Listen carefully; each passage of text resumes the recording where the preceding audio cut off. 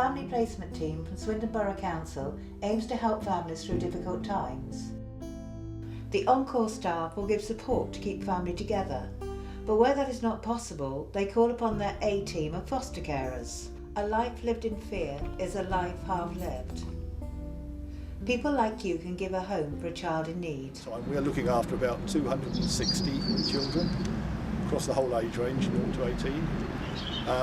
But over the course of a year, we're probably going to be looking after somewhere between 300 to 400. So children come into care, children go out. Well, David, you've been having a bit of a difficult time, haven't you? And you can't stay at home at the moment, are you? There are lots of different types of fostering.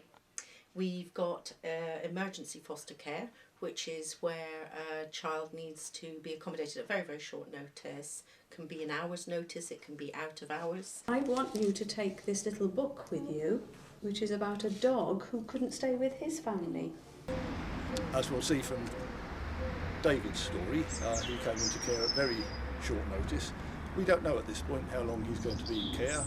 My colleagues will be working to assess what's going on in the home situation. It may be that he'll go home in very few days, but it may be that we'll be working to support the family for a much longer period of time than that.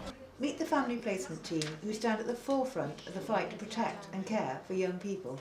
When I pull a hat out of the bag was kind of bring to keep her. Family placement. So what kind of people can foster?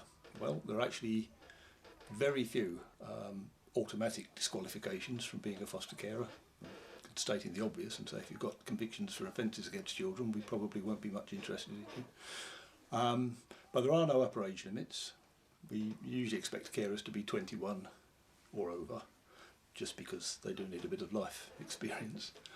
But whether you're couples, single, same-sex couples, married, unmarried, we don't mind. We think everybody's got a potential role to play.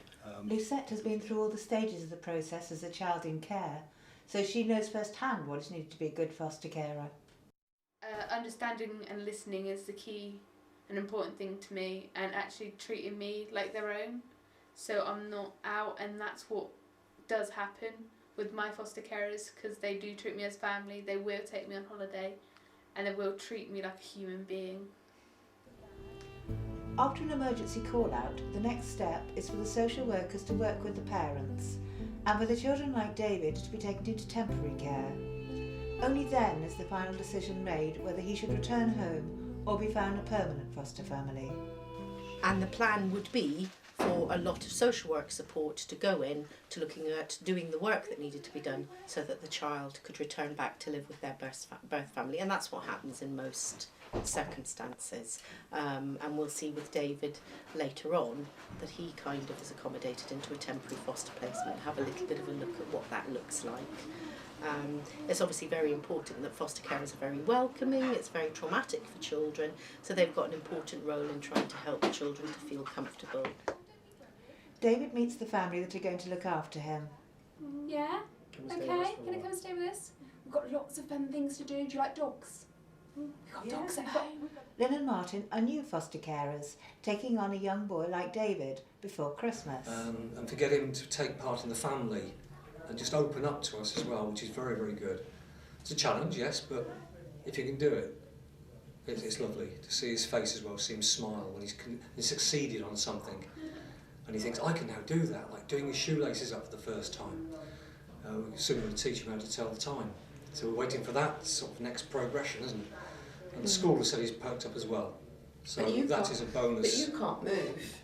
No, he's around my feet Can't everything. move because it's calling him. If ever he's out of the room, it's where's Martin, what, and everything. It just follows him around like a lost sheep, really, doesn't he? If children aren't able to return to their birth family, then we will start to look at other alternative permanent options. And one of those options is permanent foster care, where foster carers commit to caring for a child on a permanent basis. So the child will become a permanent member of their family, and the expectation and the hope is that they would be part of their family through childhood into adulthood and beyond. I went into care just after my 10th birthday.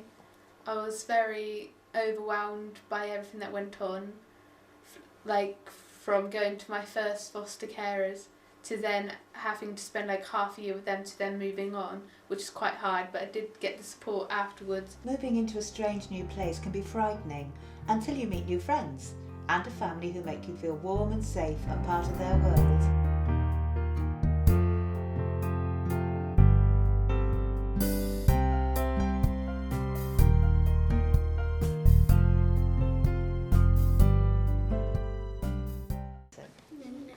What about the foster parents' own children? How do they cope? When David came, I didn't really know how to react to it because he was new and I didn't really know anything about him. And as time passed, we started playing football and just getting used to each other, really. The family placement team organise a group called Kids United, which is only for children of foster parents. We recognise that when you come into fostering, it's not just yourselves that are fostering, it's actually a fostering family. When we go to Kids United, we talk about all the difficulties we have at home. The chance for sons and daughters to get together, meet people that are actually in a similar position, their feelings and thoughts, receive advice and support from the team, and also to have fun. We have trips out places. We had a weekend at PGL before when Jade got pushed in there. The family placement team is one of the jewels in the Swindon Borough Council's crown. Swindon Council take the view that family life is the most important thing for our young people, and if our young people can stay with their birth family, that is in their best interest. But clearly there are some young people for whom that isn't possible or in their best interests, and therefore the council has a responsibility as a corporate parent to take these young people into care. And one of the best ways that we can look after those young people is to offer them the opportunity of being fostered. So we're very keen to attract people to join our fostering team to help give those young people the best start in life. We have a fabulous team of officers working in our fostering and adoption service, and we've been inspected by Ofsted over the last few years, and they've graded our service as being excellent, and we're delighted with that. Temporary and permanent fostering are only half the story. The family placement team also cover home and away and supported lodgings. Our home and away scheme is a very special one. It is what formerly was called respite care, and it's for children and families with the children or the child has a disability. And the scheme, we recruit and approve, train and support carers to provide basically once a month weekend breaks.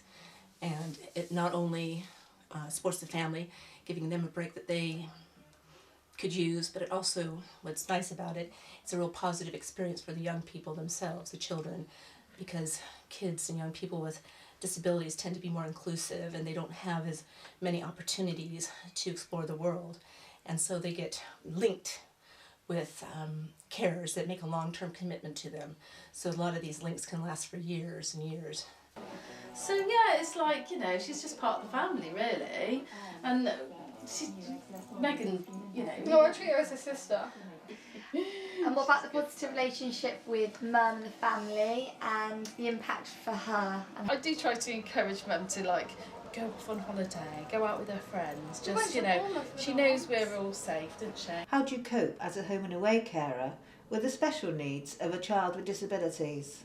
Swindon Borough Council are very good because they do allow us to get transport to and from places. You know, we have supervision regular with Camilla, and if the children have ever got any questions or worries, you get into trouble at the weekend, you've always got the out of hours as well, and they've been always really good. Is that better? Anytime there's anything good going on, I always try to book those days so she gets to come as well. It's really lovely that she can actually have the pleasure of eating though, because quite a few of the children, you know, that I know can't actually have food. She's just, you know, she's just dwells her and everybody adores her. Tracy is another home and away foster carer looking after children with disabilities. I've been a home and away carer for Swindon Borough Council for 8 years. The training that we receive and the ongoing training is really exceptional. Quite a lot of the parents are very anxious, but then once they get into it, it completely changes their lives. It is the best job in the world as far as I'm concerned. It's almost like my dream job. Another one of our specialty schemes is our supported lodging scheme. And this is similar to foster care, but it's for young people 16 and over, most of them are coming out of foster care, out of the foster care system. And it's a form of providing them assistance for independent living skills, developing daily living skills like how to do laundry, cook, budgeting. It's in a family home. What sort of age range would you be looking at? Yeah. Well, have you ever thought about supported lodgings? Yeah, I'm very happy. It's very rewarding. It's challenging sometimes. Swindon Borough Council provide me with good training package, which is always good to go and find out from the experienced carers what their experience is. So these are carers that it's less restrictive than foster care.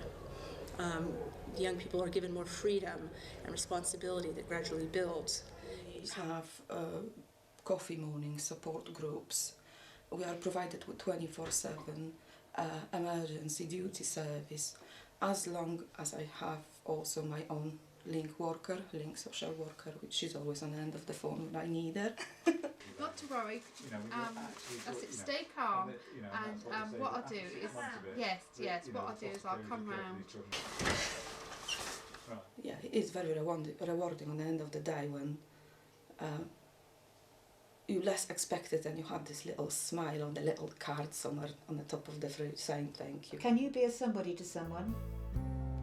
Ordinary people can do extraordinary things. Children's Services strongly believe in the value of family life.